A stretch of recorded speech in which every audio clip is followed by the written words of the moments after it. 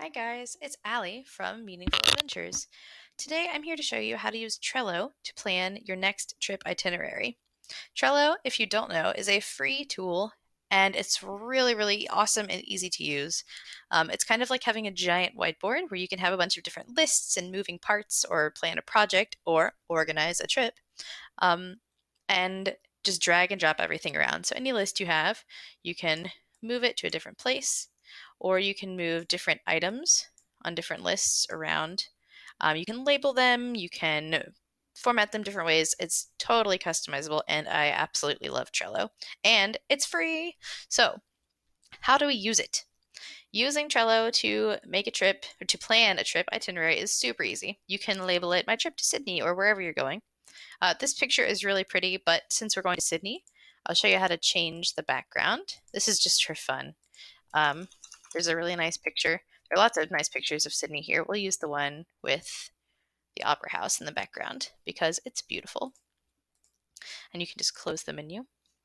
So you've got your background, and these are some of the different parts of the trip that you're going to put together. So first, you'll go through um, and maybe find some different resources like a guidebook or a blog or a tourism board or Google or TripAdvisor or anything you like. Um, you can just put together some resources that you'll use to do this research. You can keep track of your links here just because it's a nice, easy place and good way to stay organized.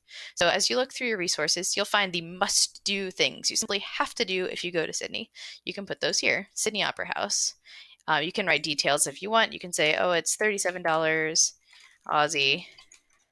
It'll take 2 hours, and whatever information you want to include. And you just keep doing that with each thing that you want to add. These are the must-do activities. If there's any other activities you're interested in, put those right here. Just make a big long list. This doesn't necessarily have to be doable right now. We're going to narrow down what you're actually going to do soon, but this is just every single thing you're even a little bit interested in.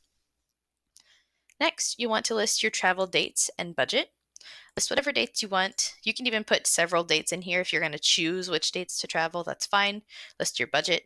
If it makes you happy, you can list, this many dollars for the flight, this many dollars for the hotel.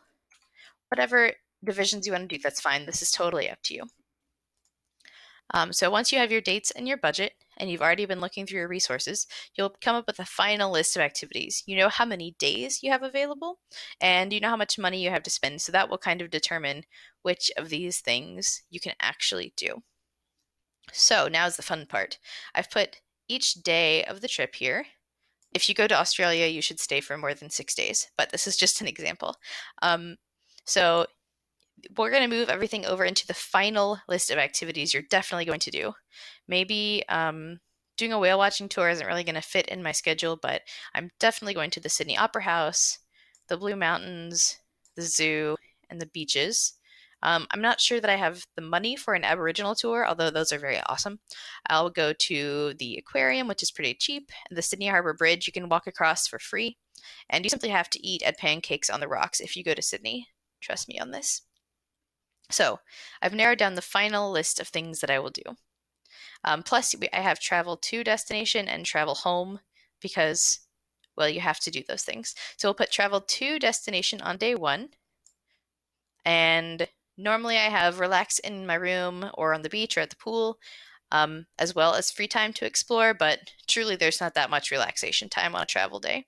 So we'll leave your meals, traveling, and free time to explore.